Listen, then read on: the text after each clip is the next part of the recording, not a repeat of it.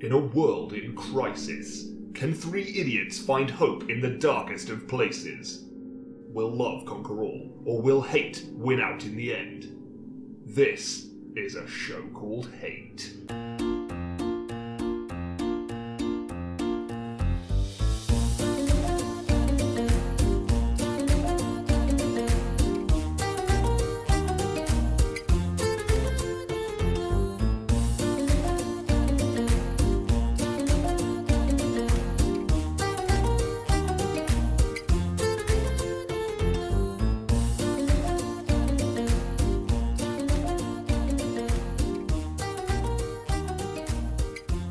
Welcome to a show called Hate, a podcast in which we explore love, hate, and everything in between in search of greater meaning and perhaps a little perspective. I'm John. I'm Nick. I'm Chris. And hello and welcome to... I'm Chris. Which one am I? Hello and welcome to episode 3. Yo, yo, yo. What's up? Yeah, it's good That's to whack. Good to have you guys back. Oh, got a tea. It's delightful. This is what matters. That's like, We be tripping, yo, on the PG. What do they call Collapsing on the streets in one hot minute. it? Foley. Is what I'm gonna Foley, say. a sound effect. Get some rich Foley. Yeah, I could punch a watermelon. Why? I just just sound like, like I a like laugh. that. What are we talking about? Is that your hate for the week? I dislike watermelons, basically. No, I remember Cocky hearing bastards. in Jurassic Park, that's how they did the hatching of the eggs. They got a guy like jammed his fist into a watermelon and then like sloshed it all Is around. that right? That's where the sound I effect didn't of know dinosaurs that. getting out of eggs I comes didn't from. know that at all. Foley artist. Don't they, we're forever having like a guillotine or someone's head getting Shonk. It's a cleaver through a cabbage. To a cabbage. Like Interesting. I'd imagine it was too yeah. leafy, but no, that's probably got a good thunk to it. no, It's got what it's like. Quite for a vegetable. It's quite skin-like, I suppose. I suppose. green and leafy. Green Yeah. and leafy, but Just like like- skin in a lot of ways. Just like my skin. I've seen it. It's like a. I'm hideous. I've seen them do it in like a Foley studio where Face they the have radio.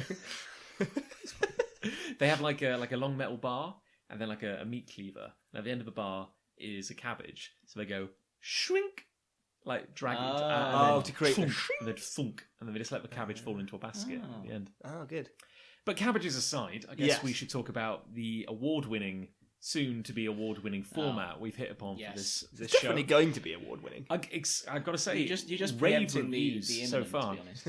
Yeah. But basically, if you've not listened to the previous 2 episodes, this is how we do it. We each present a topic of love and hate each episode for discussion to decide whether it's truly worthy of that particular emotion. And you can join along at home using the hashtags #ShowCalledLove and #ShowCalledHate. Should be quite self-explanatory to send us your loves and hates for consideration so that we can pass our ill-informed opinions and No, judgment. we will judge you. Oh, yeah, absolutely. I guess as a bit of some show notes, Caveats. bit of housekeeping. Bit of housekeeping. I don't think we're ever going to peak. We're never going to beat last week's episode. Do you not think? No, What? Why? I think that's a very negative attitude. Yeah. What?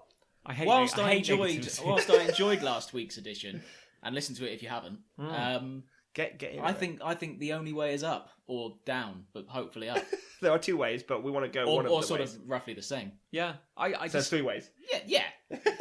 I just think where do we go from Crinklers and Tesco ads? Oh, I see. You mean content? I thought you meant like viewership. Well, not viewership, listenership, or. Oh. And I thought our numbers were so sky. what we achieve Sky peak, high. like, Yeah, 6 billion. Like we've got every person on Earth has listened to it. We can't do better than Well, that. we were looking for about 1.1 million plays, I think, for the last episode, and we probably felt just about 1.1 million short for that. So I think we did pretty well. Bear in mind, like at the point of recording, it's only been out for like a few days. Yes. You know, I mean, Yeah, make generally- excuses. Yeah, Do you feel better the now? 4th day is when it kind of. I don't feel any better, John. Don't you have other things to worry about?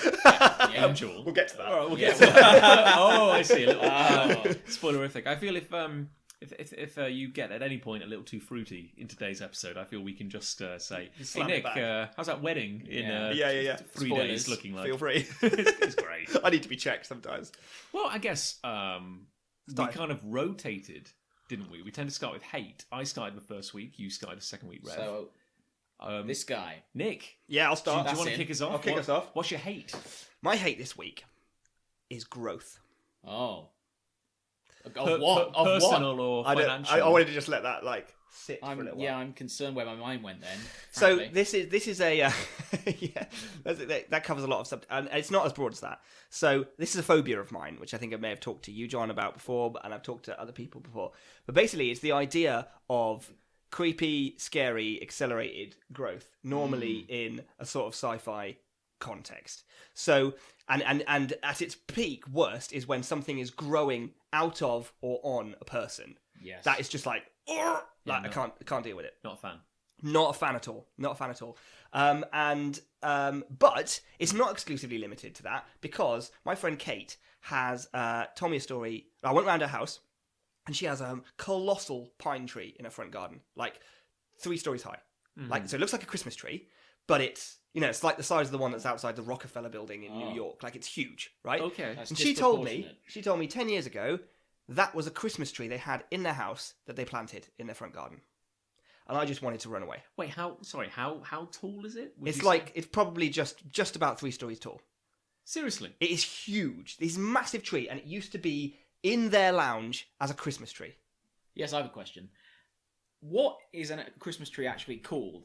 It's not a Christmas tree. Oh, presumably it's got a scientific name. I was going to say Christmasius. stupid, isn't it? Called like a Douglas fir or something like Yeah, that. I'm just Isn't that wondering. the- I'm just wondering what growth conditions it would need, whether it's an evergreen or anything like that. Well, I think it's doubly impressive because I'm fairly certain that was a fake Christmas tree. Spit take number 1. The like giant- plastic rainforest is just going to shit, isn't it? Giant Right. baubles on it, like I'm fairly certain that was a 2D diorama that we threw out. yeah. So, give us an example of something horrific. I was going to say heroic, but something horrific in Okay. fantasy or sci-fi.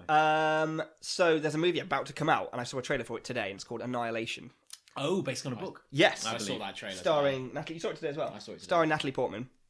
And although the trailer is very mysterious, obviously, because it seems to be like a mystery, horror, sci-fi, thriller, adventure sort of thing, Yeah. the premise does seem to be going into this weird sort of force field blocked area. Do you know the story? When I briefly worked in a bookshop, they had them on the shelf. It's like a trilogy, and I remember reading the back of the books and thinking it sounded amazing. Yeah, see, it does actually Yeah. look great. Like, as much as I think I'm going to be terrified of it, I think it's going to be an awesome movie. But basically, it seems to be that they enter this strange area within which something's happening, whether it's like aliens or some sort of like phenomenon or whatever. And it seems to infect people Right. in a sort of growing plant matter out of their bodies. no. No, thank you. Now, Oh. like, one of the things you see, and this image, like, I paused on it because this is it. I have this crazy sort of morbid fascination with my own fears. You can't look away. No, exactly. Yeah. Like, I have to get right in there. I have to rub my face in it. And there's this image. Do you remember? Again, like, I'm just doing loads of references this time, but it's like Last of Us, the video game, Yes. which was about zombies that were infected by mushroom spores and whatever. Yes. Do you remember when you'd sometimes come across a place where one had been sort of incubating against a wall, and there was this kind of like mold grown all over the wall, but then there was like a shape in the middle where a man was, and he'd like broken away from the fungal mold and was now on the loose. Yeah. But what you were seeing was like where he'd been growing for like X number of years, and it was just disgusting. There's a lot of that sort of stuff in the trailer. There's a lot of like trees, but in the shapes of people, as though they've just been freeze framed and then instantly transformed into like trunks and branches and flowers. So they're still in like the poses as though they were just walking to work, but they're now trees. Yeah. Oh man, it is like literally just talking about it now. I can feel like a bit of sick coming up. Can I, on a similar vein? Foley We're going to need another microphone. Yeah, that wasn't actually Nick vomiting. That was punching a that watermelon. was like half a balloon full of beans Yeah. or something like that. On a similar note, when I was young, you'd be kind of like obsessed with cartoons in any shape or form. Oh, yeah. sure. Like whatever you'd find, you'd end up watching.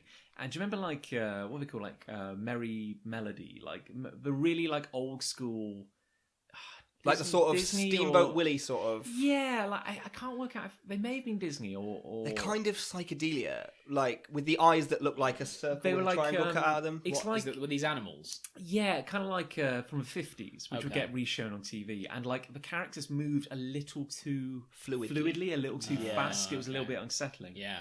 And I remember one randomly came on, and truthfully, it scars me to this day. Like I remember it vividly. See, now I'm going to want to watch this when you describe it. So if you can imagine that super cheerful, sinisterly cheerful kind of like animation, and it opens on a forest, like a wood, and the camera's just kind of panning, And in the middle of the forest is a man, Right. but he's like a tree. Like he's wearing a suit, but he's just kind of standing there, kind of frozen, and there are like branches growing out of like his fingers. That's a bad and start. his kind of head. Yeah. And You've got a condition, mate. I can't remember exactly like what kind of kicks it off, but there's like a little like a doctor's bag next to him, and something happens, and Was he a doctor?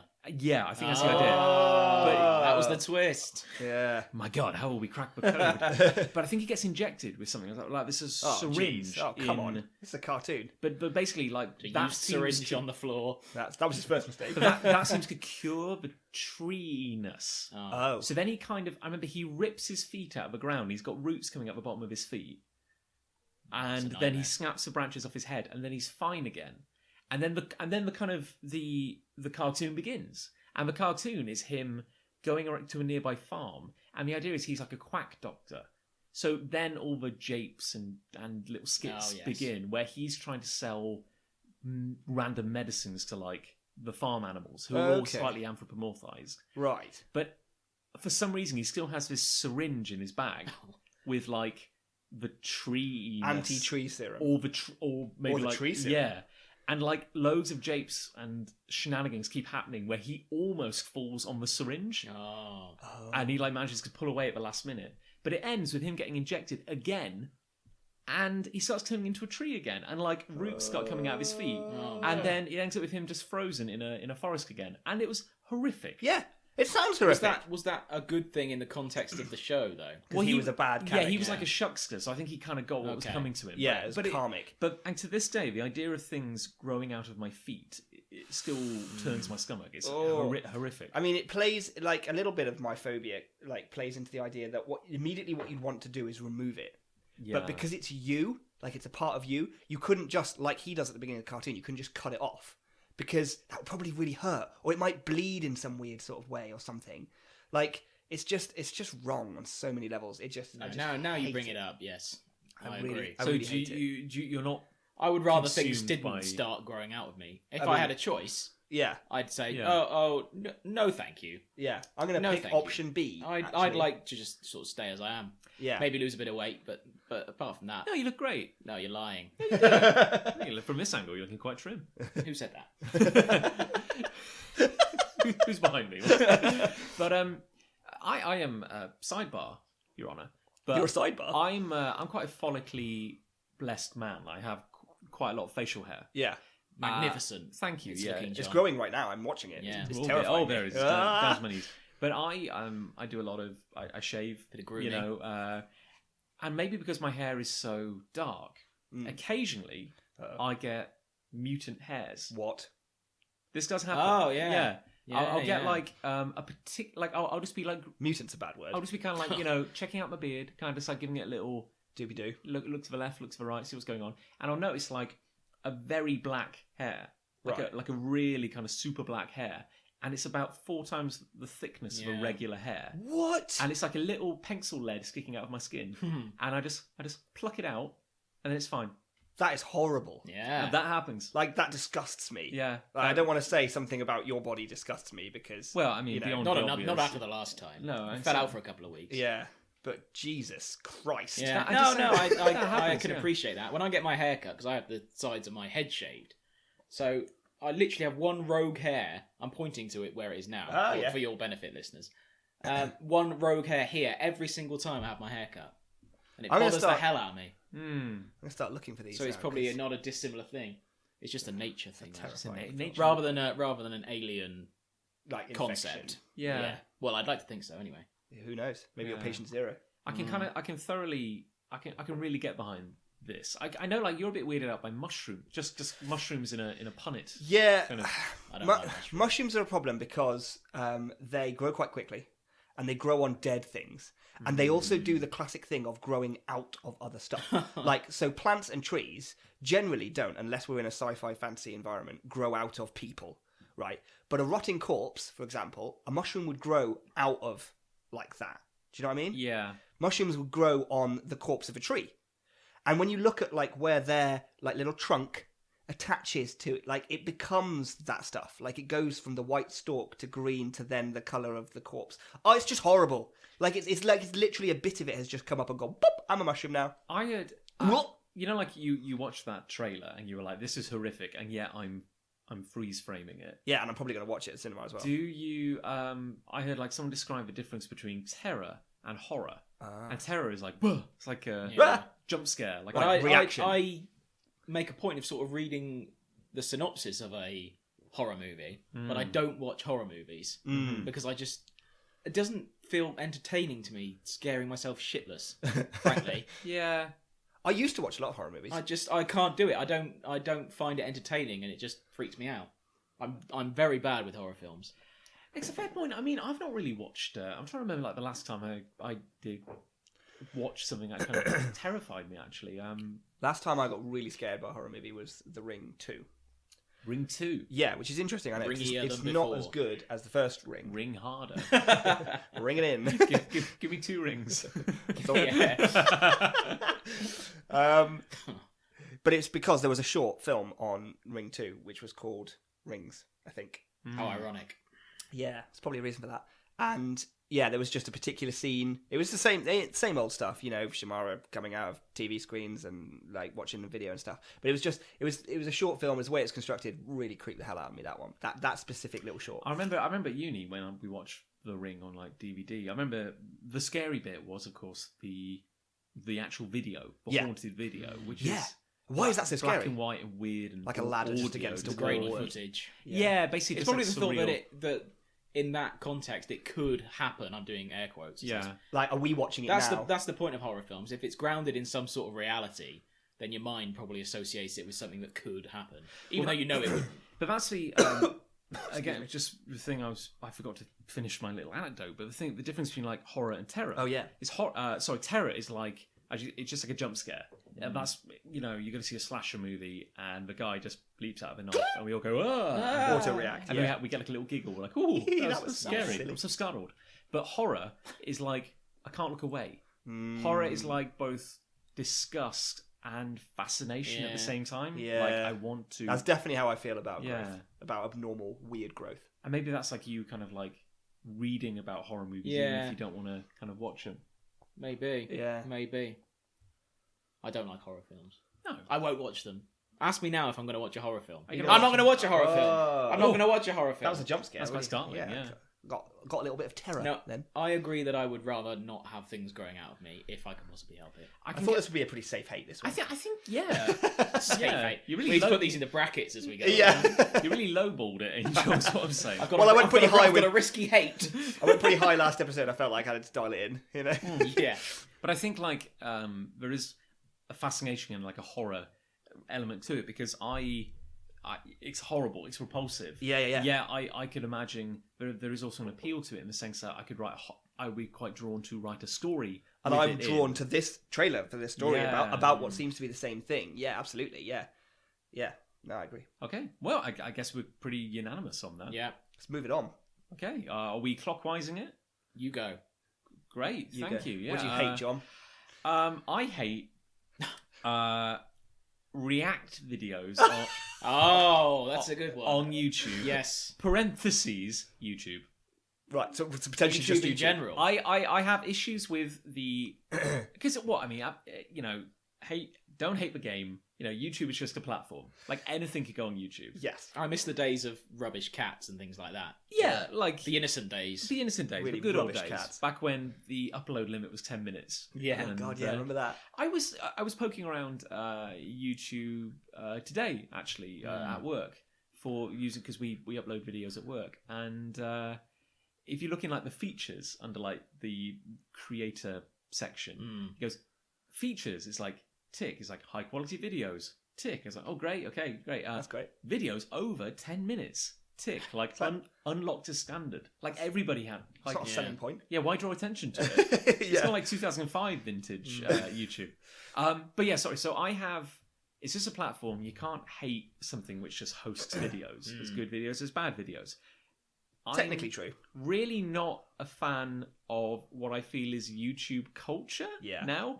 And I think nothing captures that better than react videos, and particularly anything by the Fine Bros. Yes, Yeah. it's despicable. I can't say I've seen that, and I'm probably quite glad of that. Well, You know the videos that are all like, teens react to Game Boy games. That sort of thing. yeah. Or- I've seen people reacting to trailers and Yeah, because there's like Whatever. there's two forms of React videos basically. There's the Fine Brothers who are trying to own and market the concept of a React video. Right. Yeah. So whenever you see like teens react to something or old people react to Right, whatever, right. that will be a Fine Brothers as a video. gimmick, yeah. Yeah. But then there'll be YouTubers will just do React videos Yeah. where like, and in fact, when I was looking at the Annihilation trailers today, when I googled it, there were plenty of reacting I bet there to were. the Annihilation trailers. You see, and that really annoys me as well because anytime we look up anything on YouTube, Yeah. there's a more chance than not there's a react video. Yes. So the first video is the thing you're looking for. The second video is someone reacting to it. And these Greg199 reacts. But that's the thing. Like they range from like the Fine Brothers who are trying to build a monopoly on this to just some guy in his basement. And he Yeah, gets it's like, why do we care what your reaction to this is? But then he might get like 2,000 Yeah, views. a lot of them get so many views. It's ridiculous. Yeah. I hate it. I don't think I can.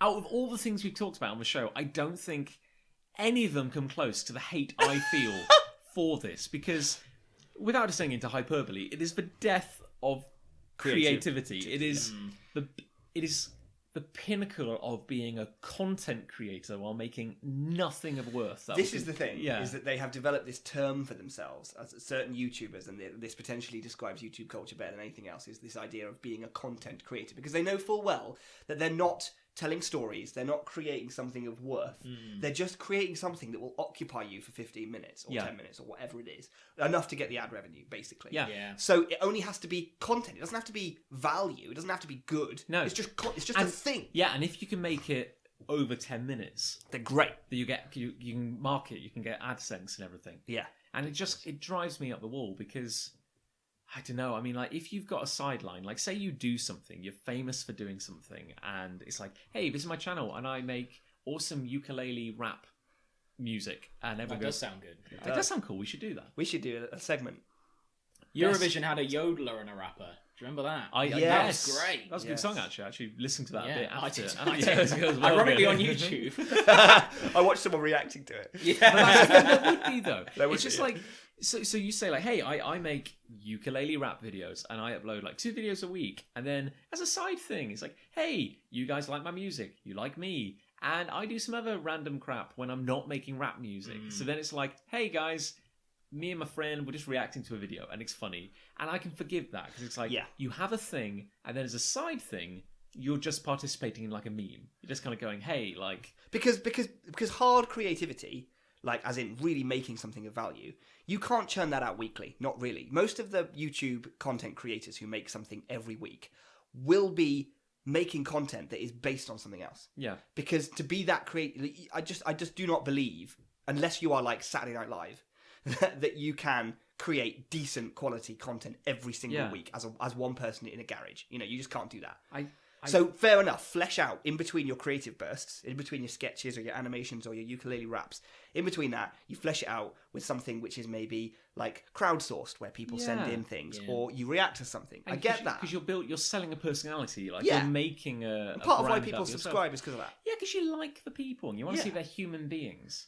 It's as you said, it's Greg 249 on YouTube who has uploaded 200 videos of reacts, and they're all getting like 2,000 to 3,000. I think he annoys me more than the Fine Brothers to some extent, because I'm This like, fictional some Greg dude. 249. I'm like, Greg, you're trying, and Greg, and it's you like, bastard. but it's like Represents everything. here's the setup shot of someone's bedroom/office. And they haven't done any work. There's no set. You know, it's just like Yeah. a ceiling. A JPEG comes onto screen with like blood red text on a red background, and like a little PNG of an angel they've nicked off the side, and it's like Greg Fire Productions, and then it will just kind of like fold up and like flip away. And Yeah, some stock transition. it's like, hey guys, it's Greg here. Greg 49, you love my stuff, and it's like, hey, and the new Blade Runner trailer just dropped, so let's watch it now. And then without looks Without at the beat, yeah, screen, straight in. and there's an inset screen, and they do nothing.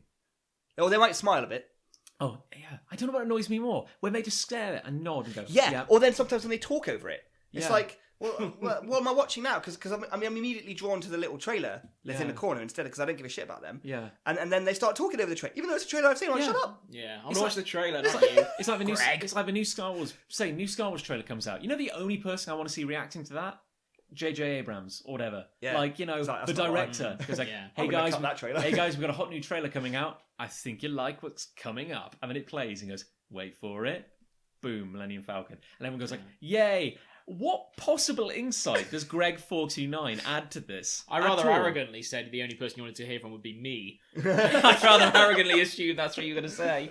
Well, yeah. Well, have some connection to it. Thing is, if Do you're like some something- super famous movie critic, Yeah. imagine if it's Mark Kermode reacts to the latest trailer for Force Awakens or whatever. Or if it's going to be a comical reaction, like if if somebody said something to the effect of like, I'm such a massive fan of, I don't know, emojis. So I love emojis. Like, and they say, hey, Mark, come in, sit down. Why? What's happening? I could be texting right now. No, Mark, just put your phone down for 5 minutes. You're gonna want to see this. And then they press play. It's like, why? completely cold.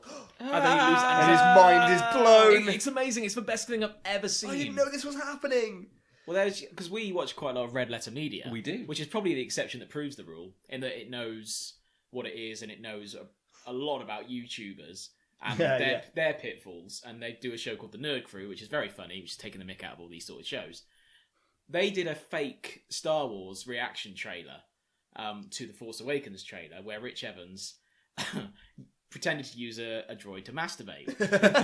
It was very funny. I was watching that video, just happened to be watching it for some reason. Research. Research. And I saw there was a reaction trailer to that trailer. What? To that reaction to the trailer. Yeah. And I thought, okay, I will click on it. I'll take the bait. I'll take the clickbait. And I assumed it would sort of be humorous and that sort of thing. Stupid, yeah. The guy thought that Rich Evans was serious. He'd never heard of Red Letter Media and was like, Oh. oh, look at this guy. Oh, no, he's knocked over all his toys. Oh, I'm going to give this guy a subscribe. And he just had no idea that it was supposed to be a joke. Wow.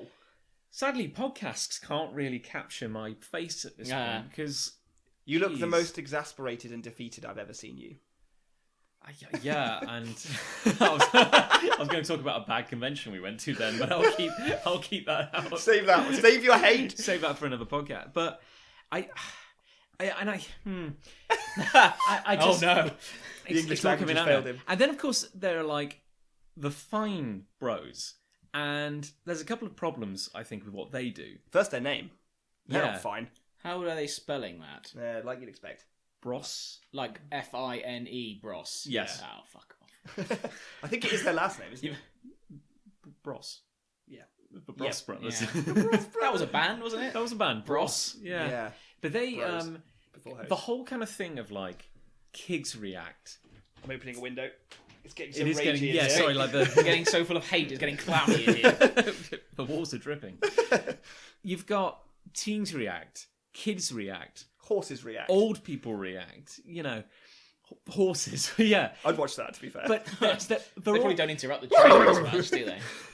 they're all predicated on this idea of the humour will come from the fact that the person reacting doesn't get it, Yes. or it will seem uncool. Or they can't relate to it in some way. Yeah. Yeah. So yeah. it's kind of like old people react to dubstep. Yeah. And the reaction you Ahoy. want to see is old people going, "Oh, I don't much care for this. This Yeah. isn't, this Yes. isn't good. I didn't fight in 2 world wars for this." Who is this Dead Mal 5? Yeah. Or what happened to the previous 4? I don't know. but then you, or it'll be like kids react to Yeah. 80s music, and Yeah. they'll go like, "Old people are weird," It's, Old people With suck. their caps on the side and but that's the joke. gold That's the chains. punchline. Is basically stuff is different and tastes change, and now you look like an idiot. And then there'll always be one person at the end just to flip it or go like, "I quite like it actually." Yeah. There's always that one cocky kid who's like, "Oh yeah, no, I've seen this before." So Like, oh, that's for just a God's sake. formula, and they just repeat it. And then, of course, you've got the shady business practices of fine bros Yeah.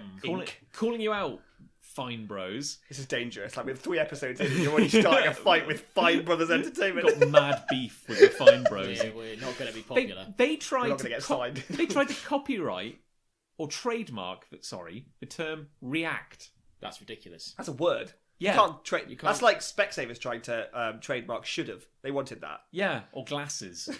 No, I'm telling you, genuinely, it's true. Victoria Specsavers Beckham tried to tried to trademark trademark- should have. What? Yeah. Oh, yeah. Really? I was going to Yeah. give you another one, but yeah, that's true. Victoria Beckham tried to trademark the word posh. Because there's a football team, I think I've told you this, there's a football team called Peterborough United, and their nickname is the Posh, and it has been for about 100 years, and she tried to stop them using that nickname. Yeah, it's worth a that's, shot. that's not a fan. Sorry, that's not good. She's not a that's- fan, no. You're not going to win fans, is what I meant to say. I mean, She's not a Portsmouth fan. she's certainly not a Portsmouth fan. I said Peterborough, but fine. I just went straight in with a completely different place. Oh dear. Not a Peterborough fan either. But yeah, like they tried to trademark the word react, and thankfully that didn't work. But they started kind of, coming down on people who were doing their own react videos. Saying like, "Hey guys, you're kind of copying our stick, aren't you?" And then You can't own that. they set up a rival platform to YouTube called React World. I bet that did well. Well, it's out there, Considering I've never heard but of it. Yeah, it would literally never heard of it. but it would only host React videos. I would love to post something else up there just to see what happened. And maybe you couldn't. Maybe you wouldn't be able to, because they tried to come up with this partner agreement where you would sign up to the Fine Bros Corporation. Uh-oh. They would license you to use React. So I get a React license. Yeah, so Cool. you could do Kids React. So You can make I'd your be own. allowed to react, otherwise I have to be deadpan for the rest of my life. Yeah. Never react to anything. Yeah. Yeah, all chemical Boom! reactions would just Nothing. metabolism, respiration would just cease, and then you can make your own videos, but they get a cut. So it's like a franchise. Yeah, It's like they're franchising their own idea of reacting. yeah, I've got a better idea. I'll probably just put it on YouTube for free. Yeah. yeah. probably do that. And I don't think they could shut you down at the moment because they don't. Oh, But that's what they tried to do, and they strong arming people. Yeah, but there's so many React videos Yeah. out there. There's no way they can shut everyone down. But it's like if they do a video, they might get several million hits, and So great, what they're saying is add money. That's yeah. good. But if you now just wanting to go make a React video, maybe you get like a couple of hundred hits. I doubt it, John. You I'll probably know, get 3. Yeah, It you would never be you know. guys and me. So that Oh, person, I wouldn't. Okay, fair enough. Yeah, thanks. but that person isn't going to make any ad money. But if the Fine Bros suddenly contracted out to like 1,000, 10,000 people making, Yeah, and they give you all the graphics and the gloss yeah, and the production. but and they're all everything. making React videos, and then they're taking a share. They're dipping into all these ad revenue pots. So weird. Are It's the a Fine money-making- Brothers like the Chuckle Brothers in that's not actually their surname? Oh, Are they, Chuckle the Brothers. Chuckle Brothers? That's not their surname. It's like What? Lloyd or something. That's going to be my next hate. Yeah. But where's the laughter in Lloyd? Exactly. Yeah. Yeah. It's Can't- almost as can't if spell you know Lloyd. they came out with that name in order to launch a comedy career. That's ridiculous. I heard, sidebar, that there were like 7 Chuckle Brothers, of which only 2 were the Chuckle Brothers. They were a big family, and the guy who That's pl- probably- The others yeah. are really dull. and the guy who played the bad guy in every episode, Oh, yeah. he was also a brother. He Really? was also a Chuckle Brother. Yeah. No, I don't. No, because I'm not sure he died recently. That guy. I'm sure he. They People do said eventually that this, pass away. Yeah, no, I'm sure. Yeah. But The comedy will last forever. yeah, the laughs will The go laughs on. will ring on. But yeah, I'm sure that he wasn't a Chuckle Brother, but he might have been because that's not their surname. Could- I have there no you go. idea. I haven't seen their In birth summary- certificates, so. In summary, I have Well, no idea. I think I've said no. One more thing. I was Oh, going to say I think one I said more my thing, piece, Columbo. and I think the third and probably most egregious crime I feel Ooh, they good commit word. is simply that they are making money off other people's product and talent because, like, yeah, I mean, maybe they have to hire a studio. Maybe they have to hire kids and teenagers Hire kids? and old people, and they have to film and they have to edit Hello. it, Like to hire add some kids. music. They have to do all that work.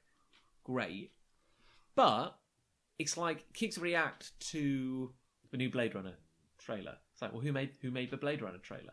Yeah. You know, there is a writer and artist I'm a big fan of called Chris Straub, and I think the thing that sparked my anger this week is that he tweeted the other day saying, "Kids react to uncredited use of my work," and it was Oh my goodness. And- That's really bad. yeah, and they've taken one of his creations and just going to react about it, No, really. and no credit, no share, and it's like that video would not exist if he hadn't made No. his thing. Yeah, that's Yeah. poor. Yeah. Shameful. I really hate him. Piggybacking off the back of someone else's creativity. It's it's insulting as a creator because it's insulting to see so much reward for so little integrity, and I just think it's even worse for people who they're exploiting, be it the original creators or people they're trying to recruit to their scheme. Army of reactors. So yeah, I feel really annoyed about it. Actually, I've You got sound more annoyed, passionate about it than I I thought I would be. I completely agree with you. I think it's shameful. Yeah. Any words you'd like to? No, any strong words you'd like to throw in? I'm gonna look up that thing about the Chuckle Brothers. That's your takeaway. Do you want to pause? We can. no, I'll do it later. So okay, well, thank you for letting me vent. That's all right. Final hate then. That's quite Mr. Ray. I don't like people. The end. Wow, hard cut. I don't like people who are righteous about having discovered something before the rest of us. Oh, Okay, yes. like yes. Gravity. Like Gravity, Like Van sure. Newton. The best example I can come up with is a band who become big and make the hit parade, but someone goes, "Oh, I knew about them years ago. Yeah, I used to see them in little venues and everything." So what? So- Now we all know about them. Yeah. Unless you gave birth to them, what do you want? Does that extend to them not liking them now that? Yeah, that they're I'd say that's popular? even worse. Oh, that's got to be stage 2, like, of that attitude. Oh, I don't like them now. They're popular. Oh, sod off. What's that got to do with anything? Like, that doesn't make a difference. You can still listen to the stuff they used to do that you liked. If you don't like their new stuff, hard cheddar. Sprinkle that hard cheddar on this.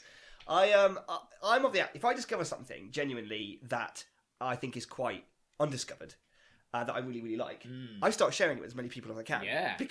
Not because I want them to see how amazing it is that I found this thing that no one's seen before, but because I think it's really cool and I think they'd like it. And by doing so, I am increasing its popularity, and I'm hoping it reaches a point where everyone knows what it is. Because if it becomes super popular, there will be more of it, and I like it already. So if it becomes like super huge, I get more of it. There might also be some merchandise or, a hat that I can wear that's themed around it. Whereas if it remains in obscurity, I never get all the extra awesome more bonus stuff. Or at the very least, you want someone to talk to about it. Yeah, because it's always fun to talk about stuff you love. Yeah, because what's the point?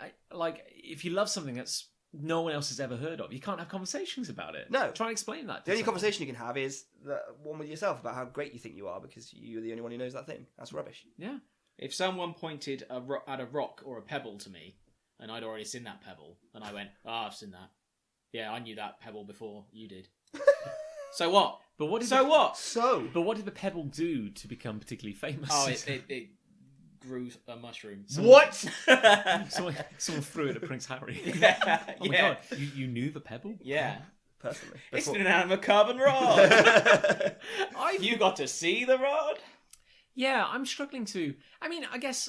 I hate this. I really hate this. I completely agree. Yeah.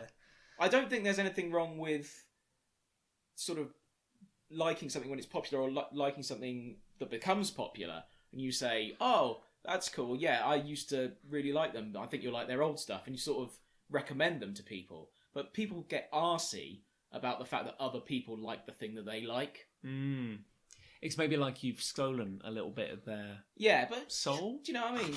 Just because they've seen it doesn't mean they have ownership over it. I think ownership is the exact word because I've talked about this before with people, and I think some people really like to have things they can wear as a badge that forms part of their personality. I think to some extent we all suffer from this a little bit. We like to potentially wear T-shirts that have a thing or a phrase or an image on them that maybe is a little bit niche and that we know about. I, for one, if someone asked me, I wouldn't just go, oh, you wouldn't know, or whatever. I would want to share it. But there is a part of me that likes to wear on my sleeve, things that maybe I'm interested in as a sort of, I don't know, a descriptor of who and what I am and what I'm into. Well, hopefully, if you have a friendship group and you're worried that, not being the guy who likes this one thing would kind of rob you of your identity. I mean, you'd hope you'd have something else to define you. At the end of the day, these are just things. There's better stuff to define you. I'd be of the opinion that if I knew something you guys didn't, and I brought it into your life and it brought you a little bit of happiness and helped the person who created it, that's a good thing. That's win-win all round. Everyone's a winner. Surely everybody wins. Yeah. Is it an extension of? Because I'm trying to think of something that isn't quite as bad. Like maybe like it's not so much that you loved a band or a thing. It's like you did a thing. Like what if you have one guy in your friendship group who juggled? You know what I mean? Someone else juggled. So, it's juggling Dave. Hey, Hey, and he look just at comes me on go. in. It's like, oh, Jay, it's like, Dave, have you met, Phil? He's new in town, and he comes in, he's got like those batons and we're on juggling fire. 4 of them. He's on a unicycle. Hate you, Phil. And then Dave's balls just fall to the ground. And Dave's drops going, his hey juggling guys, balls. look at me, and they're going, oh, whatever. No one All right, cares. Dave, Jesus. But that's not discovering something. That's doing something. That's someone stealing your thing. Yeah, exactly. That's essentially jealousy, isn't it, really? Yeah. If I have an apple and I give you an apple, I no longer have an apple. But if I have an idea and I share that idea with you, we both have an idea.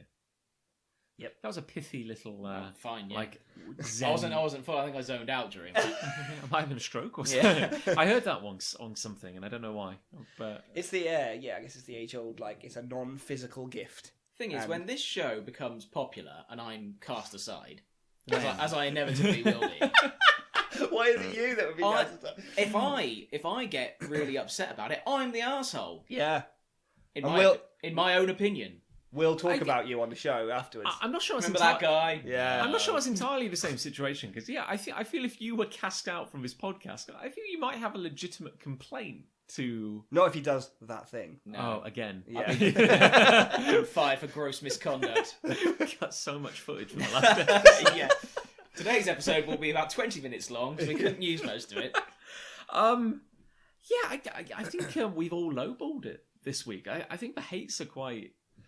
Maybe quite it's because this one came agreeable. so close after the recording of the previous one. We were playing our B team softball. I know. Does knowing about crinklers, does it make everything in the world seem a little better? Is what I'm trying to say. If you don't know what a crinkler is, listen to episode 2. Let's do episode 2. Whew. It's a beauty. Well, are we in agreement then? Definitely. Can we find any situation in which that might be No. positive? What, No? people getting arsey? Well, unless Yeah. it's something like a disease. Like, I was the only one who had this disease. I was patient 0. Man, Yeah. I'm upset you have it. I was into dengue fever, like so long before you guys. Wasn't there a film that when Gwyneth Paltrow was patient 0? Yeah, that was was that called? Contagion. Yes. It was 7. Yeah. Well, Iron Man.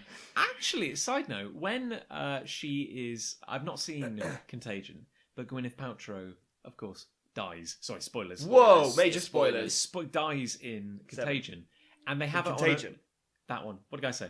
You said Contagion. Do you mean Contagion. No, when she dies in Contagion, Right, yeah. they have her on an autopsy table. Oh. It's the same fake head of Gwyneth Paltrow they used in Seven. 7.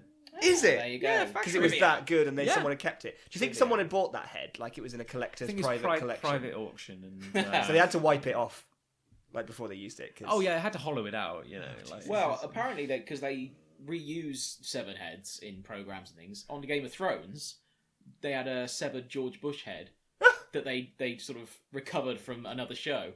what show? Yeah. I don't know. It was like a comedy Hook me up. or something. And if you look closely in one of the Game of Thrones episodes, you can see George Bush's head on a spike. That's Yeah. excellent. They denied that it was deliberate, but come on. Come on. Come on. Come on. Hey guys, John here with a super brief little intermission because we have a long episode ahead of us. I just want to say thank you to everyone who's been listening so far.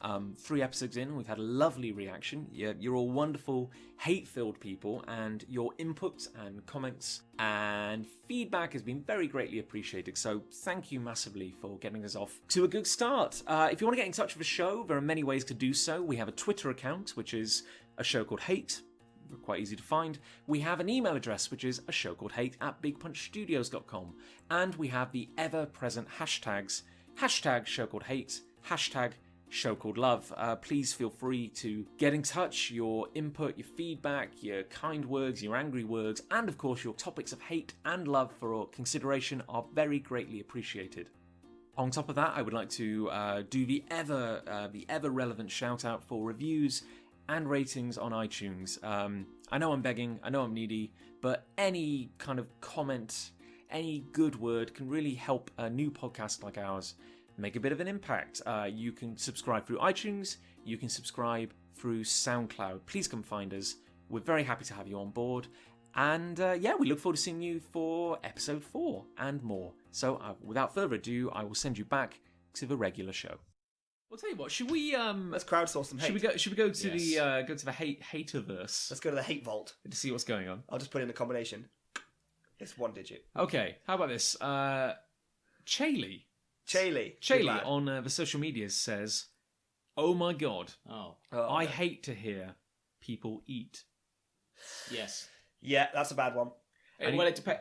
Is that? Oh, sorry. No, he kind of elucidates. I think he's saying like both in kind of real life, and also he says on the radio, where a radio is trying to convey that they're in like a social setting or kind of like... That's exaggerated though, isn't it? On the radio? Yeah, so it's like nom nom nom nom. I agree. I don't like loud eaters. It's not a very charming sound, is it? Slurp. Just to kind of like take this to a weird place, Chaley also says, "I also can't stand to be near a window or mirror or strong sunlight when I eat, because I don't like to see myself eating, whether reflected or in shadow." It would have to be such a specific ray of sunlight to catch him in profile. It would have to be like, if it's in shadow, it would have to be really cartoony eating. Maybe like a fish. Yeah. Like he puts a fish in his lowering mouth, it in. pulls out his perfect skeleton. The thing is, if Chaley goes to a restaurant and they go, "Oh, would you like to sit by the window?" Oh God, no! Oh no! Jesus. I don't think I've ever eaten in front of a mirror before, like specifically. I don't think I want to. I think I kind of understand that. I don't want to see myself eat. I don't have a mirror near the dining table. No, unless I'm dining alone. You know, you want to see someone opposite. You draw a lipstick like hairstyle on the mirror, so it's like, we'll have 2 candles Jeanette! this evening. As a sad. I love you. Now have some spaghetti carbonara. You're trying to like that mirror is filthy. By the way. You're trying to Lady and the Trumpet with There's a moth. Yeah. There's a moth in the studio. Oh no, it's like the wasp all over again. Oh no, maybe every episode I'll have an insect invader. I hope so. As a sad, talking about like, I'm gonna close the window. You're gonna learn something. It's too late now. Oh no, we're doomed. You're gonna learn something sad about me. When I first met Lucy, and we worked together, and we worked in a school, so everyone would dine in the dining hall. Go figure. I was so desperately trying to not be an idiot around her that I was terrified about eating lunch. Like I would like be, like I'd have like a napkin in my hand and I'd just like wipe my mouth out after every kind of bite. Oh, this is charming. Because I was terrified that like I don't know, I was scuffing up my nose or something yeah, weird. You had like a chunk of banana on your cheek. And now I don't care at all. I mean, you eat like an animal. Shovel it down. It's like you and Lucy just get a trough in front of the sofa. We just ate a plate of turkey nugs again. Yeah. And you and Deb You had one tonight? Yeah. Oh, for the love He of always God. does it the night before the show. This is unbelievable. Next time, I tell you what, when Nick and Ali get back from their honeymoon, and we record another podcast, come on over beforehand. Nug party! And I'll just cook a great big stack of nugs. I was told turn up at 8, and it sounds like that was very deliberate.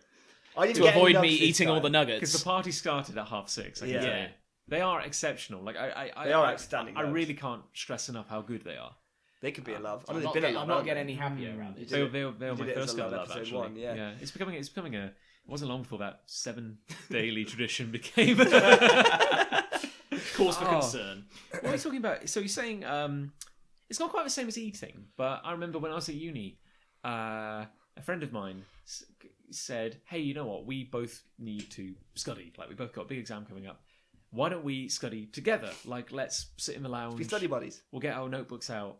I'm like, "Great, sounds good. I have my laptop. We'll just work." And so we come down to the lounge, got all our work ready, and we're like, "Okay, ready to go. Yeah, it's gonna be really good." And start tapping away. Within seconds.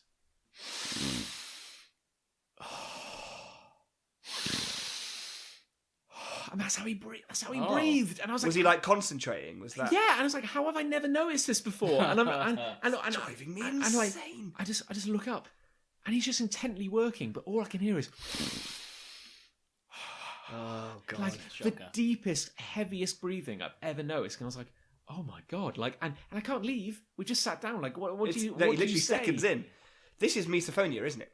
Oh, is that misophonia? Yeah. So misophonia is the sort of beyond mild hatred of specific noises. Like everyone who suffers from misophonia has different triggers or whatever. And in your case, that was his breathing. I I guess. don't think it's every person breathing, just that one. Oh yeah, that yeah, one no, they're very person's- specific things. I think. Yeah. Yeah.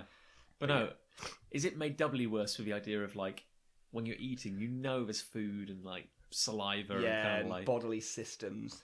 Mhm. Oh, Foley artists. Yeah, Chaley, I think we can all get behind you there, but I I gotta will say, get behind you next time you eat, though. the shadow, the shadow thing is Yeah, That's a very poetic way of putting it. Took that to a powerful new Yeah. level.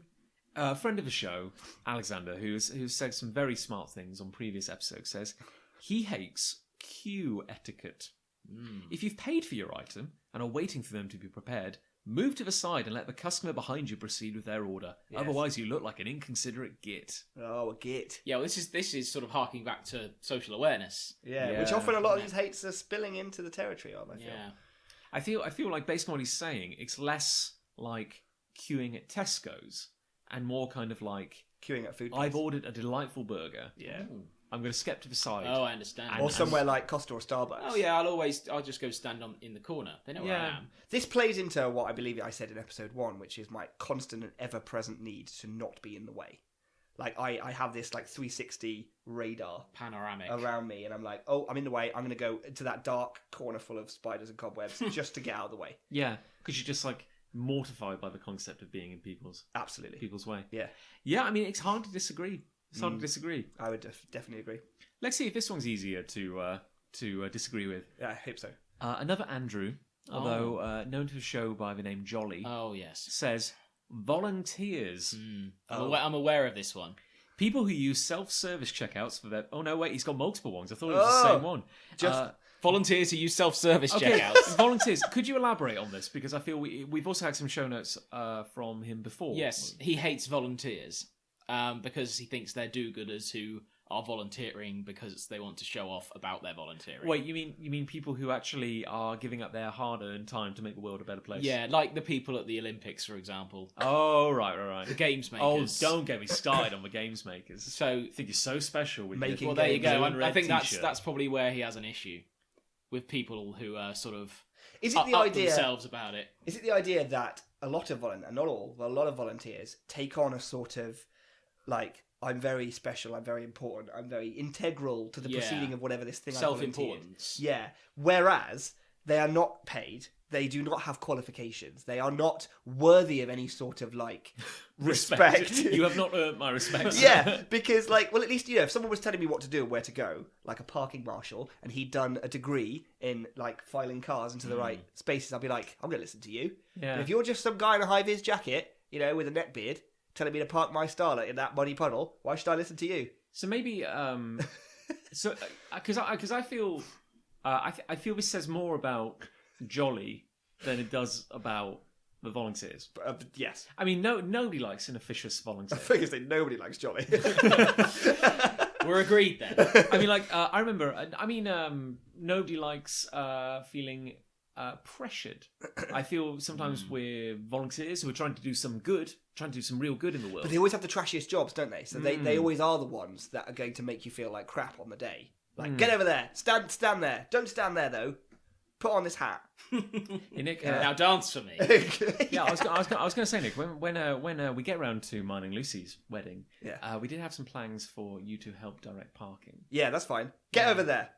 Shut up. You're not going to have a high vis jacket. I should warn you. I'll buy my own.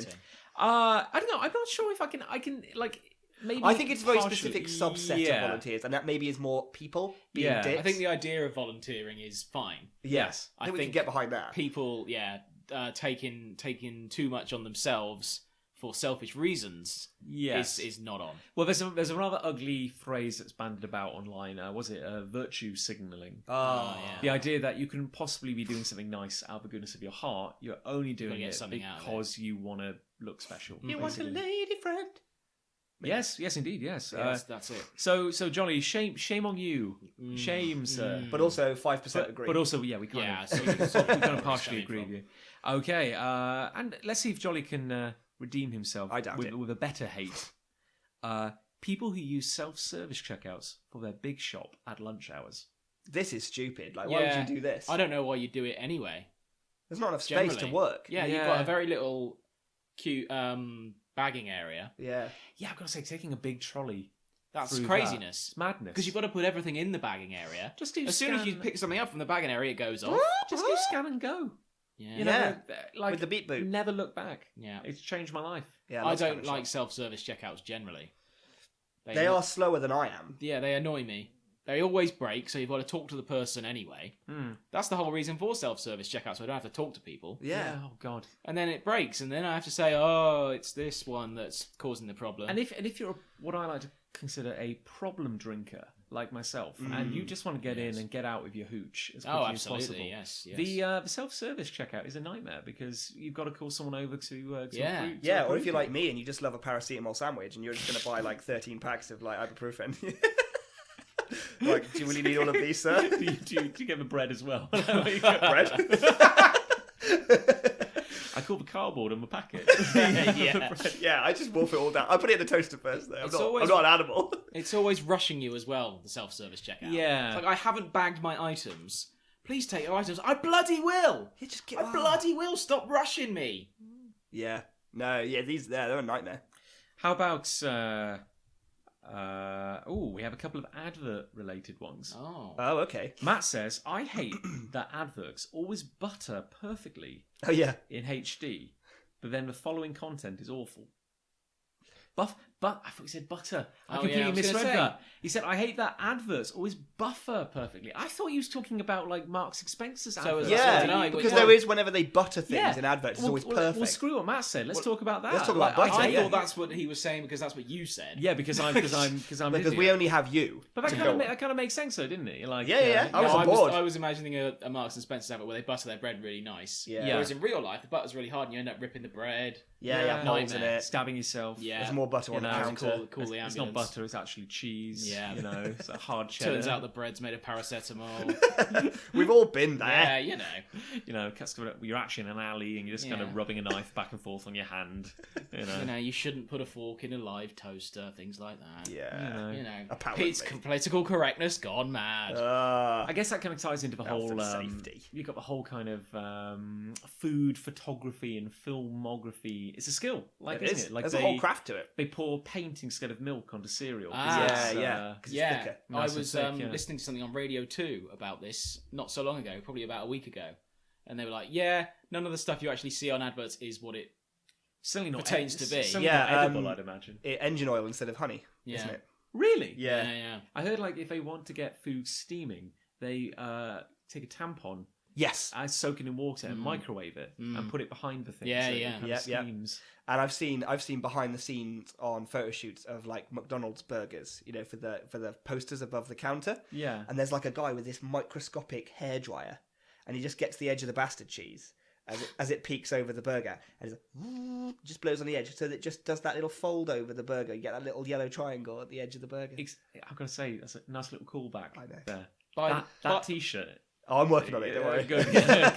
T-shirt By the way, technologist. we're now responding to something that wasn't actually asked. Oh yeah. So Matt actually don't said. It's good though, isn't it? Well, really good. Matt actually said, "I hate that Ah, adverts." wait, Matt's had his turn. Oh, sorry. Yeah. Step down. Okay, how about this from Amy?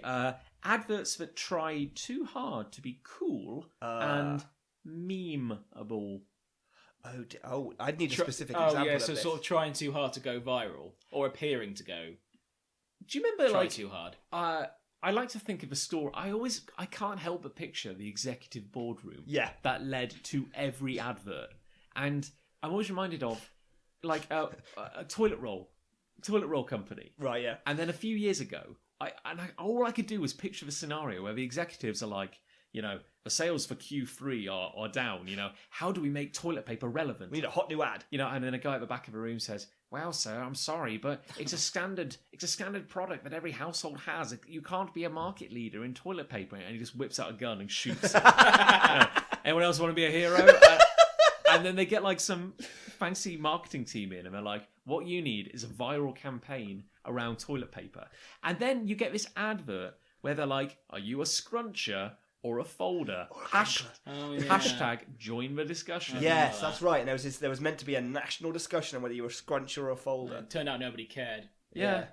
And this was partnered with maybe this is by a separate company or the same one, where they set up what looked like a bit like a chat show studio.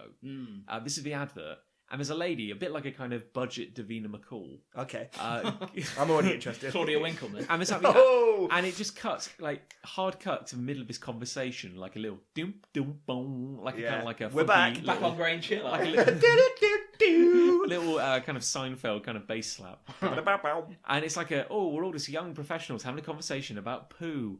And, and she's basically, and they're just having just people at the pub, just talking about wiping. This is how we talk. Hashtag wipe goals. And they're just saying and she's like... Deep in the brown. But she's saying stuff like, In off the red. saying, have you tried the new, wet glove or something like that? Oh, I'm being facetious, but like... You are. What is it? Well, it's a fabric glove, which is always wet. And you just, And you use it. get right up in there.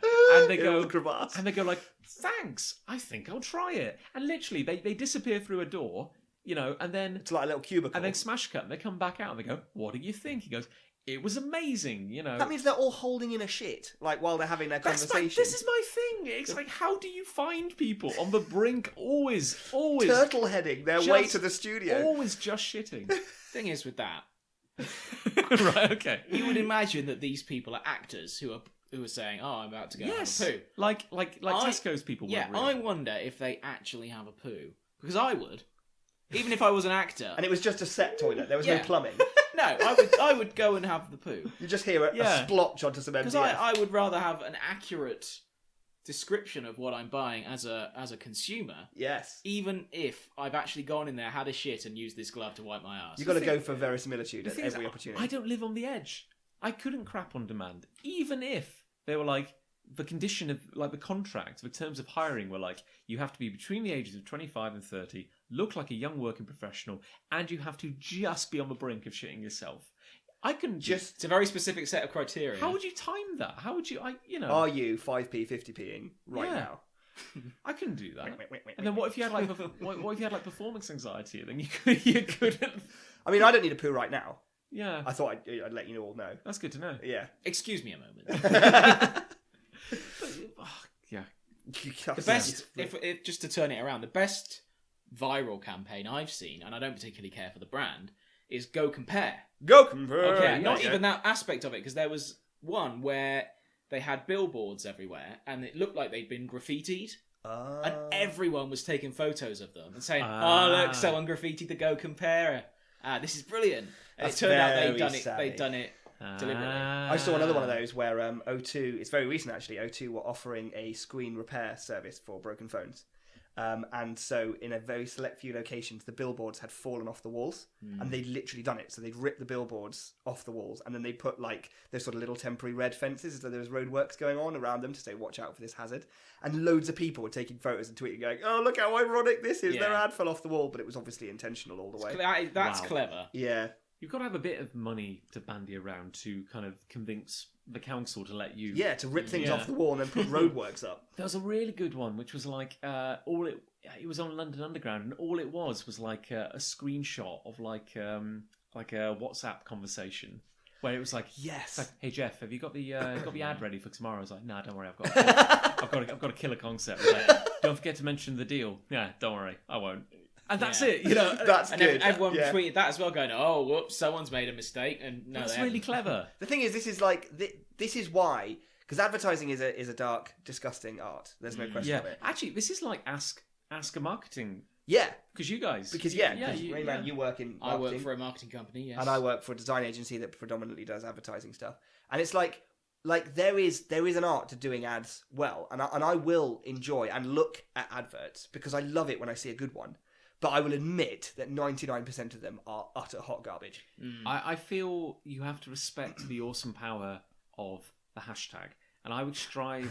I feel hashtag show called hate. Show called love. very I Excellent. think you should strive first to be cool, genuinely cool, not marketing exec cool. Yeah. and let that go viral. Yes. Be funny. It's got of humour. Try and make something funny. Don't say hashtag wipe or scoop or something. Squinch. I don't know. Yeah, wipe or syringe. Hashtag glove.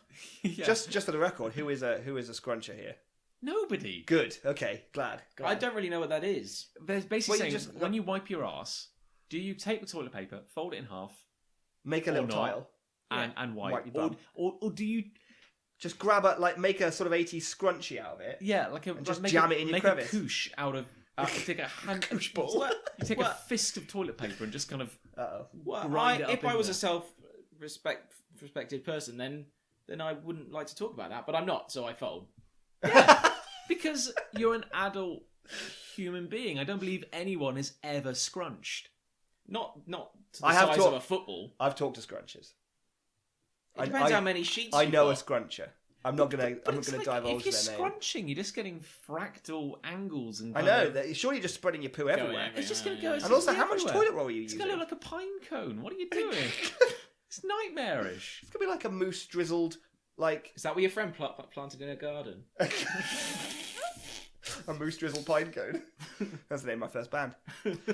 Well, I don't know, because we've actually talked about hate quite a bit in this episode, and I know we should jump onto love, but I'm actually wondering if we could, and I mean this quite sincerely now, whether we could go a little serious for a minute. Oh no. Because Ian, who's a very good chap, has written in, and he actually said that something is making him sad at the moment, and this isn't like a joke or anything. But he says, but what actually is making him sad is the fact that he's kind of like working his ass off all week, comes home and he's knackered, and he's not really he's not finding he has the energy to kind of devote to doing stuff he loves and to Like he wants to do. So he's basically saying he's not really sure what he hates in this scenario, be it just society or the way work works or bills and taxes, or maybe he hates the fact that he's spending so much time working to kind of do stuff for other people, but he has no time for himself.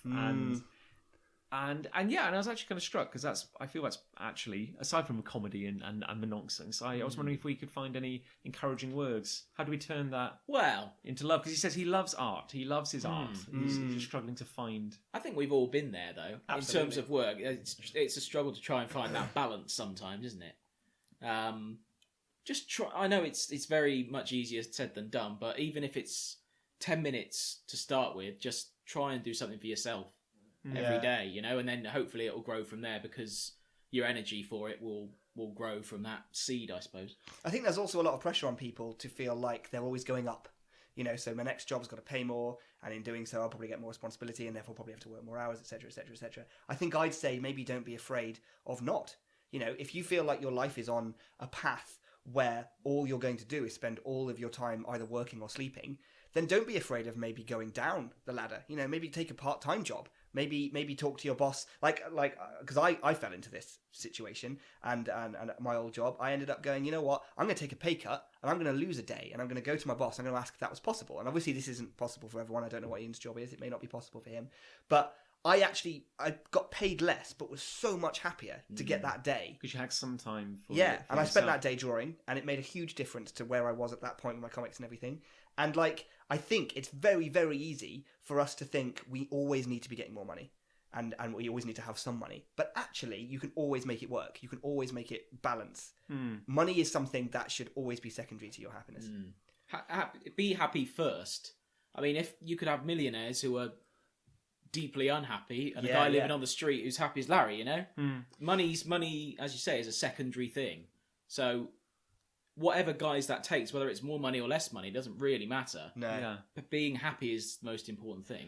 I remember going through a phase in my life, certainly before I found a way to produce things I cared about that made me feel good about myself on a regular basis. And it was odd how much my kind of self-worth was tied up in the stuff I produced. Like, I felt like a failure every day. Like, I felt any day I went to bed not having achieved something. I wasn't entirely sure what I was trying to achieve, but I ended up I hated it for the longest time. I had a lot of kind of self-loathing because of it.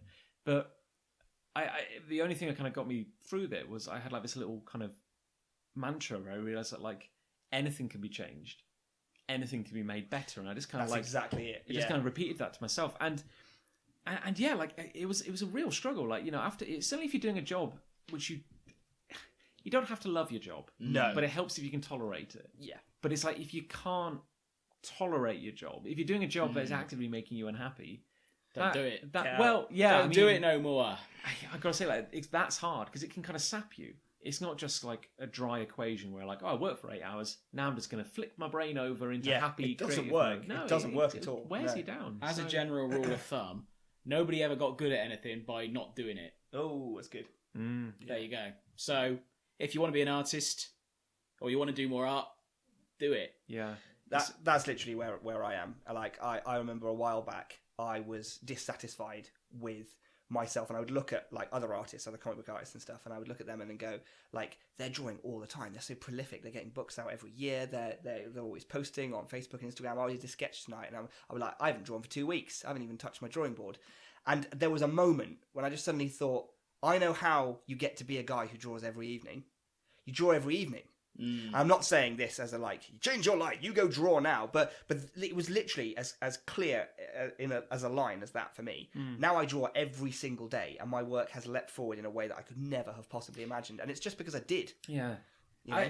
it's a lot like training a muscle. Yeah, which I know is a very condescending thing to say, and I don't mean it that way. But like, I found it so hard for the longest time to do anything. Yeah, like to get any word out onto the page was a battle. But it gets easier. You train it, yeah. And I feel it's one of the sad facts of life that every time you feel things are bad, or every time you feel the world is kind of grinding you down a bit, it's annoying because I wish there was a magic wand you could wave to make it better. God, yeah. But the solution seems to always be you have to do more. And I know, and that's really horrible because you feel like I'm doing so much already. I'm always busking my ass. And it's like, well, right now you're feeling low. And it's like, tomorrow maybe you'll feel better and you'll get up and you'll find another little reserve of energy to do something you love. And it's amazing. Like, we keep finding these reserves of energy to keep us It is going. all there. It is all there. You may doubt that you have it in you, but you kind of do. And you get in these bad places sometimes. And then Success breeds success, in my opinion, and that applies to doing things. So you might just find that doing it regardless will increase your energy and for everything in general. If you're doing something you really want to do, then you'll probably feel good. Yeah, it's as obvious as sometimes, like, because I don't do it very often, but I do sometimes of an evening go for a run, and like there'll be a time when I'll be like, I'm really tired, I'm really not up for it, but I'm just gonna go. I'll just do a really short one, and I'll come back and I'll feel pumped. Yeah, you know. And I was knackered before. I was ready for bed. And I'll come back, and I've done physical exercise of a significant amount for me in my state of weak fitness, and I'll be like, my God, I could take on the world, you know. And it's weird that you should have done something that should have made you more tired, but it hasn't. And it's the same often with artwork. I'll get to like 6 or 7 at night, and I've finished work, I've had dinner, and I'm like, to be honest, I don't want to draw tonight. I really just want to go to bed. And then I'm like, you know what? No, I'll sit down. I'll do an hour, and then I'll end up doing 3, because you'll find that you can. It is always there. It's in you. And if you care enough about it, it will surface and you will get it done. And you'll feel better. You will. At the end of it. I guarantee it. God, that's good advice, isn't it? It's good advice. God. We should turn this around. Yeah. Screw the hate thing. Well, I think that was quite a good segue into love. So Ian, we're with you, man. Yeah, we hope that's helpful. We're not saying it's easy, but it can be done. We've got your back if you need us. Yeah. So come on, let's round off with some love. I feel like we've actually talked for quite a while, so we may have to. It's all right. It's all right. That was sort of love in a way. We've given not to take away from what I'm about to say for my love. I don't expect this to be a long one. Okay. Because my love is Alice White. Okay. Yeah. So for those who don't know, I'm getting married this weekend. I just had to say, sidebar, I applaud the sentiment. If I said you lowballed it before,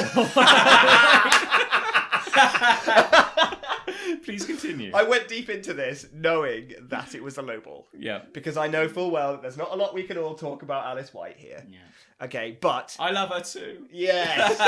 Yes, wait, how much? I'll kill you. I felt like I couldn't go on a podcast where I was to talk about something that I loved with a wedding that's literally 2 days away. Yeah. You know, like... And I hopefully we'll look back when we've got 300, 500 episodes. This podcast will be a history of us three, you know, timeline. I'm sorry, episode 300 where we're like, I really hate those new cyber discs that everyone's inserting. Cyber discs. Everyone got a cyber disc. I hate on our their new backs. laser president. Hologram shoes. But I love that memory.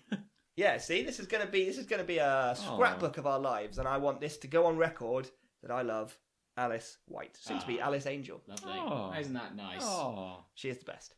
it's very hard to. I disagree. I do not approve of this union at all. No, I mean, how could you have to have a heart of stone? Yeah. to, Yes, to no, not, bastards. not be moved by that. Yeah, moving on. Do you know what I love? Tell us, John. I love Wikipedia holes. Oh yes, yeah. No, Right. I can And I relate. intend to marry. No, we talked about how managing the way I use Twitter and looking for stimulation, but looking in the right places. Yeah, I struggle with this. Wikipedia has kind of become my go-to place at the moment, and I need a jumping off point sometimes. But I will quite happily while away a train journey, or a little coffee break if I just want something to. Little coffee break. Rather than browsing social media, which is, as I said, either a litany of horrors or a cavalcade of other people's wonderful lives. What about YouTube, John? Or React videos. Yeah, there's loads. There's React World. React World. Yeah, Check it out. get a on hot, that. hot new app. By now. Yep. Phone soon. Horrible. You dunkers. Monster. You great big chungus. But I'll quite happily spend generally like a week on a topic. Seems to be the thing. Interesting. Yeah, and I'll use the links within a Wikipedia article to jump. Off Yes, to, that is vital. to Yeah. other points. Like I've spent the last few days reading about famous robberies in the UK, Oh, interesting. which is quite interesting. So I read all about the Great Train Robbery, Yep. and That's a famous one. There was one they made a movie out of recently, which was like the best ever diamond heist. Not that jewel one that was in Hatton Garden, was it? Or Maybe that might be that's for tomorrow. I've got the page ready to go. yeah, I'm pretty sure that's it because they've just made a movie out of it. Well, interestingly, I was reading about the Great Train Robbery, which was fairly interesting, and also a robbery in the early 80s, which some of our older listeners may be aware of. I think it precedes all of our lives. Oh. I was Where there. a massive amount of gold bullion was stolen from the Heathrow Airport industrial estate. And at the time, it was called the crime of the century. It was like the biggest single Wow. theft of, and it was pretty like it wasn't like one of those charming robberies. No. It was like the robbers burst in and they poured petrol Oh. over everyone and threatened them with a match. Holy. Basically said, tell us the things, and they were expecting Tell us the things. they were Not very expecting specific. to Tell us the steal information. cash, but they happened to find gold. Oh. So they got away with a lot of gold, and not all of it was reclaimed, and How it ended. Sorry. Yeah. How would you sell that though? Yeah, true. Well, I'm glad you asked. They ended up melting it down and recasting it. Oh, so it doesn't have any marking. Yeah, okay. and apparently they also threw in some copper coins when they were melting it, To make it go further. which and I can also only assume to mess with the quality, so that But if surely people that would make pick it it up. cheaper. then maybe it makes it slightly cheaper. It Probably, doesn't, like- probably to the extent that they'd still make an absolute ton of money. Yeah. I see. But It's a pretty bold thing to do, though. there's some interesting things came out of it though. Ended in a lot of murder and betrayal. Cool. Like not the nicest bunch Kind of of people. like Fleetwood Mac. Actually, I don't think they killed each or, other. or this podcast. Look out for 300 episodes in. But someone said because they failed to recover so much of the gold, they reckon that anybody wearing gold jewellery made after 1983 probably contains Really? some of the gold. That's amazing. Holy isn't it? pooch. Yeah, That's quite... it's just out How there. would you carry all that gold? It's an excellent question actually because it's quite heavy. Yeah. They didn't skip arm day. Yeah, Yeah. you don't skip arm. Can't skip arm day. Not when you're stealing gold bullion. And just to bring it full circle back down to give it a Cheltenham connection. Oh. Great stuff. Some members of the crew, through contacts, crew. set up a a company to launder the money.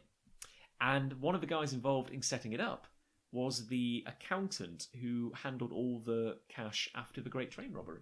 Oh. And they put it through like a company in Spain, Wow. then brought the money back into the UK by buying property.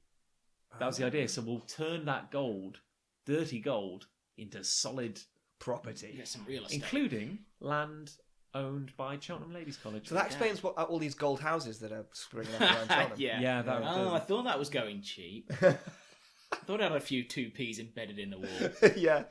So there you go. That's a It's good, Wikipedia it's hole, and I interesting. wouldn't have known that if I hadn't fallen down a Wikipedia hole. Well There done. you And when I was very ill, a year or so ago, it was serial killers. go. A chilling vision of things to come. I remember lying on the floor of the kitchen, like unable to stand, waiting for the pain to go down, with Wikipedia open, just reading about serial killers. Wonderful. People That's a could have lovely image, interpreted isn't that it? a different way. Takes me Yeah. to some dark places. But there we go. Tell us your love, Chris Ray. I will, Nick, Angel. It sort of follows on from things we've been talking about during the podcast, actually. Oh, funny my. enough. Oh, good. I enjoy DVD behind-the-scene documentaries. Ah. I would go as far as saying I love them, and that when I buy a DVD of a movie I particularly enjoyed, it's the first thing I'll watch. The first thing. The first thing I'll watch But you'll have already seen the movie, say, in the cinema. At the Yes, cinema. in the cinema. Okay, that's But fine. I'll often buy a Blu-ray, and the first thing I watch will be the behind-the-scenes documentary. Just because generally I like knowing how things are made. I just find it very interesting, and there's so many fascinating things I found out through watching behind-the-scenes documentaries. Tell us one. Lord of the Rings, for example. That's a good film. We were doing our Yes, our marathon. movie marathon Yeah. recently, That and was I great was fun. giving you little bits of trivia throughout. I loved it. Like Viggo Mortensen broke his foot when he kicked a helmet on set. Oh, yeah. And it's on the film, and in the Fellowship of the Ring, someone chucks a knife at him, and it's a real knife, and he bats it away with his sword. That wasn't supposed to happen. That's all real. That's fantastic. Just things like that, and you learn these things through watching documentaries that you wouldn't otherwise know. Yeah. No, that's true. I accept that. That's a And good one. I do love documentaries, and I make a point of watching them, or most movies. That's good. Certainly those that I like. Yeah. I find that I don't watch them enough. Like I like them, Mm. and yet for some reason I think like 90% of the DVDs I've got in my collection I have not watched the behind the scenes of, which I think is a travesty. I should Yes, maybe I it's a should disgrace. get back on it. Yeah, we should do actually. I quite like directors' commentaries as yes, well. same deal. I yeah. have never watched a director's commentary. I've never watched a movie with a director's commentary on it. Never done it. It's entertaining. Is it? Yeah, it's nice to just kind of hear their See behind the thoughts. curtain. I've what I enjoy. heard that the commentary tracks on Hot Fuzz are meant to be very good. They have several. Comedy ones must be do quite they? good. Yeah, and apparently there's one where Timothy Dalton really? is doing it, and apparently there's the bit where the top of a church falls off. Oh, yeah. and just It hits someone obliterates on that the head, guy's yeah. head. Apparently Timothy Dalton just loses his mind. Just cannot handle it, and just is laughing for minutes. It's just- That's excellent. So, go back. That can only be a good thing. There you go. There you go. That's quite cut and dry, wasn't it? I mean, Yeah, we smashed love. I feel like we wax bits. lyrical on hate, but love is just pure, simple. Yeah. Well, look, should we just end up with a We've got few a few user ones. User ones? used- Listener ones. listener User ones, yeah, Used yeah. ones. Okay, how about this? Yeah. Here we go. Jolly again, Oh, Uh, God. Not so jolly. redeeming himself. People who get paid. He loves pop-up beer / food festivals. Okay. Yeah, I do like How that. you can't I disagree do. with that, Yeah, Jolly, that's cut and dry, that one. But he also loves the silent appreciation of a workplace innuendo. I had a good one not so long ago. Right. Someone was drawing a graph. I'm already. I'm already. Someone was drawing a graph on a piece of paper, and it looked like a penis. We Excellent. could all see it. Right. Nobody said anything, but everyone was smiling. There were about six people around the table, and everyone was smirking, but nobody said anything. We all knew what it was. Okay. Clean sheets. Yeah, that's pretty good. I do like a clean sheet. Yeah. You know, A crispy I sheet. like having I'll have a nice Sunday bath and a clean bedding. I feel well sometimes. Oh, what a good As a Sunday. kid, I used to all the time, and I like to carry on that tradition. Right. Fair enough. So yeah. I don't think I've had a bath in so about 100 clean years. sheet. Oh yeah, you gotta have a bath. Clean sheet. Are you a folder or a scruncher when it comes to clean sheets? I like the smell of clean sheets. Yeah. Nice Lenore. I like the cool side of a pillow. Yeah, you got to turn the pillow I feel over. I don't get that as much as I used to when I was a kid. Why were pillows so cold when I was young? Now I rely on temperature leg. The Oh the my leg I God, stick out of yeah. the duvet Yeah, in you order gotta to do cool that. down. I cannot handle that. I cannot regulate my heat now. No, as a, it's temperature leg as an or old no man. temperature leg. It's digital. a cheeky extra cup of tea in the day. Is that Jolly still? No, we're on different people now. Oh, okay. I can't relate to this because I have about 17 cups You of have tea a you've day. got a Yeah. problem. I son. do, I Yeah, really do, you yeah. get straight addicted. I ain't changing for no one. Thing is, like, I love my coffee, but like 2 cups a day. That's all I need. Jeez. We'll change that. Yeah. 2 very good cups. 2 very good cups. Maybe that's the reason I just have loads of mediocre tea. I enjoy a cup of tea. I think the treat with a cup of tea is if I put a little brown sugar in it. I think I say something else then. A little brown surprise. Here you are, colleague. I didn't want to name him, but I think we have to name James Pegram. I don't know a James Of, Pegram. James Pegram. Of no known fixed abode, as a serious love, the look of joy on a dog's face when it has its head out the window of a moving car. Which is a lot like James Pegram's face when he has his head out of a moving car. Yes, that is enjoyable. I when a car drives past with a dog with his head out the window, I laugh. You can't help but smile. Yeah, I feel a little better about life. Even if you are driving a pack of crinklers Yeah. to a comic convention. We have a call from a love from Canada. Oh. I love fall weather. Okay, so they mean autumn. Little typo there. I think he meant autumn. They're spelled and pronounced He differently. used way too few letters. Yeah, The what? Sorry, I only heard fall. weather. Fall Weather. Yeah, Weather. no, fine. It is my favourite season. Yeah, it's No delightful. quest. So fierce, kind of mild. Hashtag no quest. I like a sunny day and a strong wind. Yeah. That's I can sort that out for you right now. oh my! Scrunch goals. Just look into the light. Uh, Listen to my bum. Well, you know what? I think we are very nearly there. But I'm going to buck tradition and end with a hate. Oh What? my goodness me!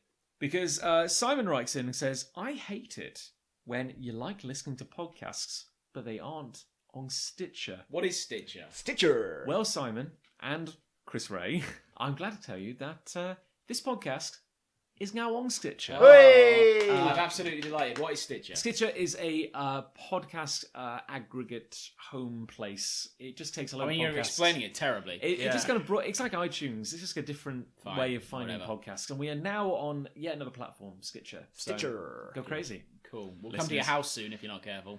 So, what did you think? Did love win? Did hate Personally, win? from my perspective, love has to win this I time. think love. Yeah. I think you played your trump card I did. this Yeah. week. Yeah. Such play. I feel much like excite. a lot of enjoyment was found in talking about hate. Yeah, but we hated those things so bad. Yeah, I feel at the same time I'm genuinely not. Maybe proud isn't the wrong word, but I'm kind of like. I think sometimes a hate can be an entertaining thing, and then Yeah. sometimes we could just actually full on hate it. And I think when we were discussing growth out of things, I don't think anyone was having a good time. No. Oh, you know? no, certainly not. No. I've already forgotten your hate. What's your hate? Oh, righteous people. Yeah, Yeah, I'd see, forgotten. yeah, Yeah. so you didn't enjoy that really I either. feel like, yeah. It was very entertaining. I had a shit old time I'm today. getting angry again now talking about it. I mean, it felt good. It felt good to get out my system. Yeah, but I yeah. wouldn't like to put it on a pedestal and say I'm quite proud. I'm not secretly proud of the No. hate. Whereas I feel like last time, there was some comedy gold out of the hate. Yeah, so we exactly. can- Well, It's been a more serious show today. There's too Fewer laughs. too much genuine content. I feel is the problem. If let's all just laugh now. Laughter. There we go. That's better. Just something for the montage. Yeah. What The gag reel. I feel love won. I feel Love one because we're both going to said wedding. So you better say it was. And God help me, I want that invite. So yeah, have we come up with a decent sign off yet? Yeah, here we go. Hey guys, Hey, don't hate, don't love. Love Neighbours, Don't- the Australian soap. Kiss. Don't hate Erinsborough. That's where they live. Erinsborough, but hate Paul Robinson from Neighbours, which we love. Bra. Kiss Harold Bishop on the mouth. Erins. Madge. No, we're stealing sign ups from better podcasts. Oh no! Don't hate. Create. Oh yes, Create Tube. How about hater? content. We could do something with hater. Like, don't be a hater. See you later. That's not bad. Don't be a hater. See you later. Peace. Kiss Harold Bishop.